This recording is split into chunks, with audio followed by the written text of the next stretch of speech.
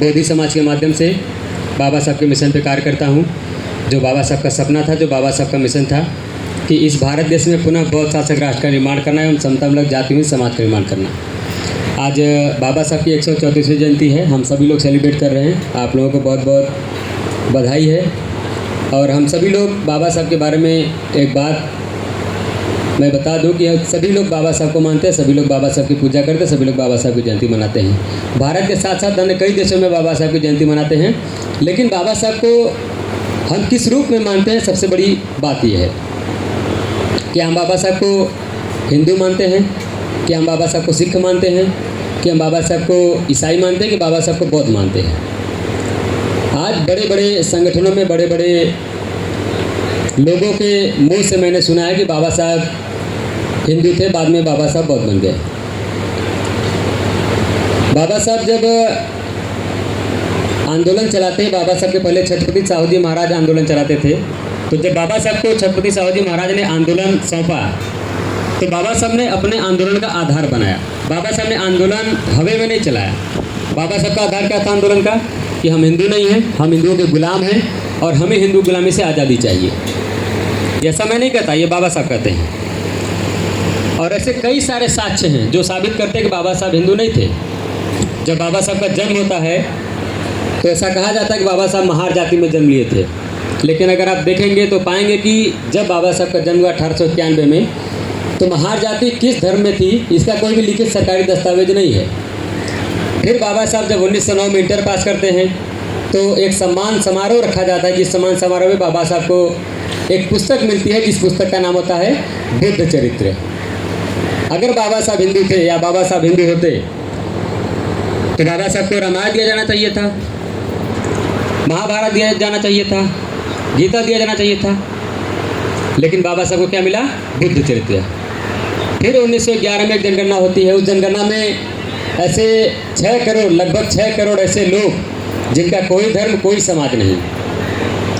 और वो कौन लोग थे? वो आदिम थे, वो जराम थे, वो अस्पृश्य थे, यानी एससी थे, एसटी थे और ओबीसी थे। 1917 में हमारे पूर्वजों ने अंग्रेजों से कहा कि माय लॉर्ड, आप मुझे पहले हिंदुओं की गुलामी से आज़ाद करिए, देन आप भारत में सत्ता का ट्रांसफ़र करिए। हमारे पूर्वजों ने कहा कि माय लॉर्ड, सांप मेंढक का पालनहार नहीं बन सकता। ऐसा क्यों कहा उन्होंने? क्योंकि वो जानते थे कि हिंदू हमारे हक और अधिकार को क्या कर रहा है? खा रहा है। इसीलिए हमारे पूर्वजों ने मांग किया कि पहले आप मुझे हिंदू गुलामी से आज़ाद करिए।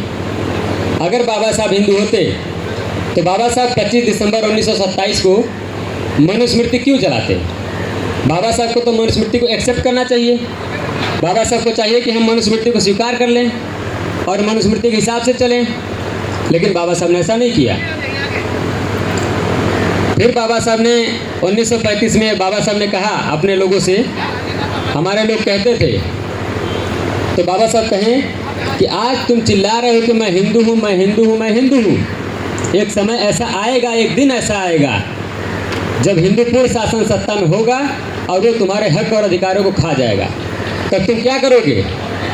तो बाबा साहब ने कहा कि अपने आप को कहना कि हमारा धर्म क्या है? बौद्ध धर्म है। बाबा साहब ने कहा कि जब हम कहेंगे कि हम बौद्ध हैं तो हमारा सुरक्षा संरक्षण अंतर्राष्ट्रीय कोर्ट करेगा, यानी हम क्या हो जाएंगे? अंतर्राष्ट्रीय सदस्य बन जाएंगे। फिर 1950 में बोधिसत्व बाबा साहब को बोधिसत्व की उपाधि मिलती है। और ये उपाधि किसको मिलती है? जो बौद्ध धर्म के धर्मगुरु होते हैं। भारत के बोधिसत्व बाबा साहब हैं। श्रीलंका के बोधिसत्व अनागारिक धर्मपाल हैं, जिनके नाम से आज सारनाथ में सब धरतियाँ बची हुई हैं, यानी जो चीज़ें हम लोग देखते हैं सारनाथ को, अनागारिक धर्मपाल की देन है। और बाबा साहब 1950 में बौद्ध धर्म के धर्मगुरु बन गए। फिर कैसे कोई भी व्यक्ति किसी भी धर्म का जब धर्मगुरु बन जाता है तो क्या 6 साल बाद, 10 साल बाद, 5 साल बाद वो फिर कहेगा कि ये मेरा धर्म है, मैं इसे स्वीकार कर रहा हूँ? ऐसा कभी नहीं हो सकता है। हम सभी लोग मानते हैं बाबा साहब को, सभी लोग बाबा साहब का नारा लगाते हैं, सभी लोग बाबा साहब की पूजा करते हैं।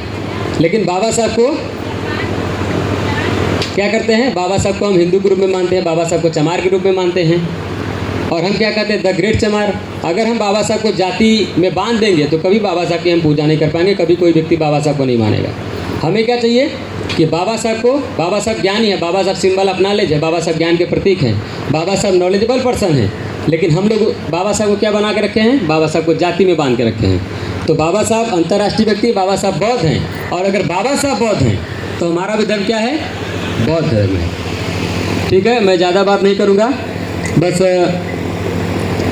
मैं एक आध शायरी है बाबा साहब के नाम पे, मैं सुना देना चाहता हूँ सर।